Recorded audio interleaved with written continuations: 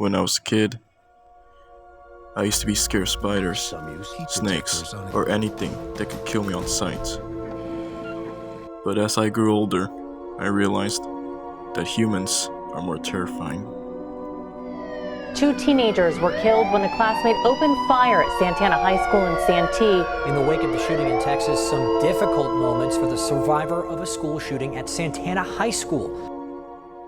On March 5, 2001, a shooting occurred in Santana High School in Santee around 9:20 a.m.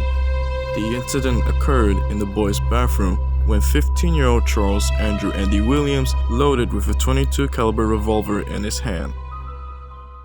Andy Williams then exited out of the bathroom and started shooting at other students. He claimed 2 lives, which is 17-year-old Randy Gordon and 14-year-old Brian Zucker, and wounded 13 others. Responding officers then discovered Andy Williams in the bathroom in the process of reloading with 2 wounded victims. Weapon drawn, he went in, finding the shooter in the middle of reloading his weapon. 15-year-old Andrew Andy Williams was finally arrested. 15-year-old Andy Williams was arrested that day and later convicted of 2 counts of murder and 13 counts of attempted murder.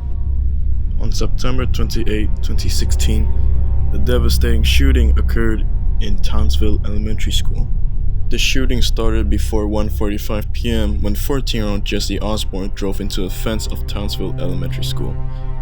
Osborne then got off the vehicle and began firing into the air near the school's playground with a .40 caliber pistol, repeatedly shouting, "I hate my life." Do not know who this man is. He just opened up the first grade door and started shooting. Osborne then jumped the fence and started shooting at students. He shot 3 students and a teacher, critically wounding 6-year-old student Jacob Hall, who died from his injuries 3 days later.